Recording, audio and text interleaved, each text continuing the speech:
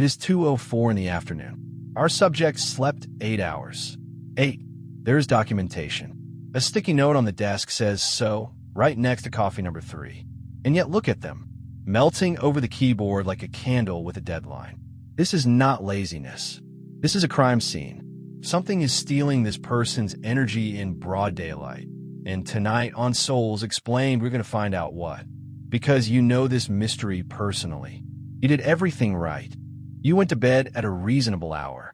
You did not even finish the episode, which should count as heroism. And still, by early afternoon, your body files a formal complaint and your brain starts buffering mid-sentence. So we called a specialist, a detective. You may recognize him from previous episodes. Dreadlocks, calm eyes, and now a long coat with the collar up because he takes this seriously.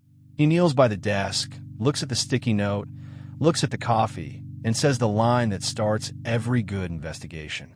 The sleep checks out, which means the energy did not disappear. It leaked. And leaks, dear viewer, always leave a trail. Down at the station, the detective assembles the suspects. Do not be alarmed. You know all of them. Suspect number 1. The group chat that never sleeps. 140 new messages, 3 of them relevant, all of them read. It has an alibi. The alibi is you kept opening me. Suspect number 2. The tabs. 47 of them. Open in your mind. One of them is playing music. Nobody knows which. Somewhere in there is a form you started in March. Suspect number 3. The argument you keep rehearsing. The one that has not actually happened. You have now performed both sides of it 11 times in the shower, and you won every time, which is impressive because the other person was shampoo. Suspect number 4. The yes you said on Tuesday. Small word. 2 letters. Your body is still paying the invoice on Friday. And suspect number 5. The doom scroll that promised 5 minutes. 5 minutes. Is now an hour later, and you know everything about a stranger's kitchen renovation. The detective walks the line slowly. Then he turns to you and says the uncomfortable part. None of them broke in. You handed every single one a key. Then the evidence arrives. The detective slides a receipt across the table, long as a scarf. Your energy bill, he says, itemized. You read it. Worrying about things that did not happen, 40%.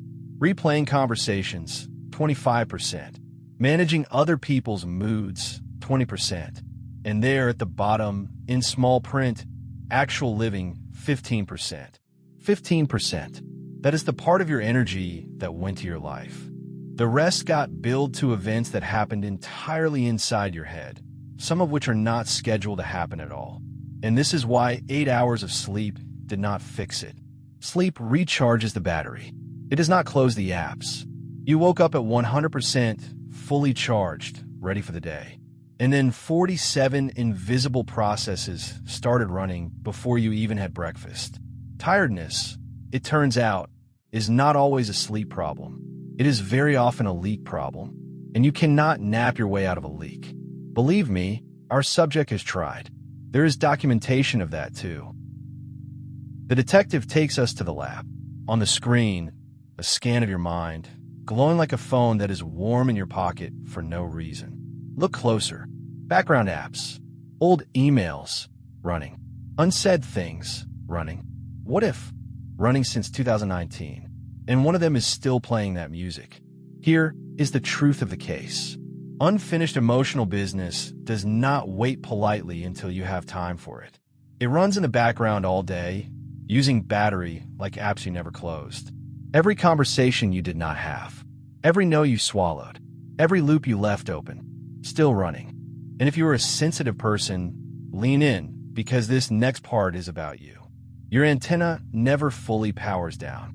You walk into a room and pick up 17 signals nobody else even notices. More data, more processing, more battery. But before you file your sensitivity as a defect, the detective raises a hand. Here comes the twist. The wiring that leaks is the same wiring that lights up rooms. The exact sensitivity that drains you is what lets you feel a friend's bad day through a 2-word text. The goal was never less energy flowing through you. The goal is closing the taps that drain into nowhere. One kind note for the record: if you are exhausted all the time, no matter what you try, seeing a doctor is wise, not weak. Good detectives rule things out. Then the detective does something nobody expects. He reaches into his coat and takes out a photograph, a framed one. He turns around slowly. It is you, age 6, maybe 7, grass stains, wild hair, mid-jump, in that blurry way old photos have, because you refuse to hold still for anything. Where did that energy go? People ask. The detective shakes his head. Wrong question. He taps the frame gently. The energy never left. It is just spread across 100 open cases.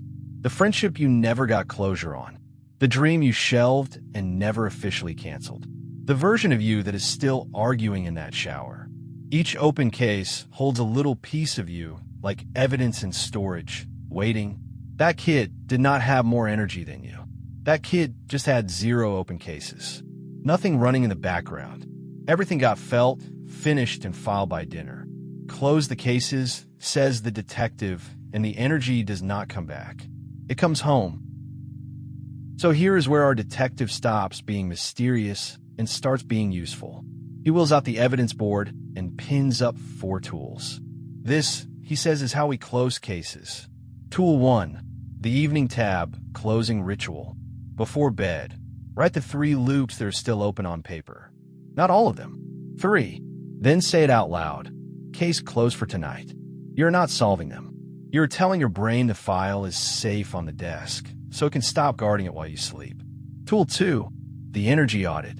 For 1 week, after every person, every app, every meeting, ask one question. Charged or drained?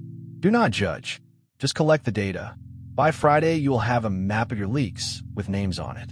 Tool 3. 1 honest conversation beats a week of rehearsing it.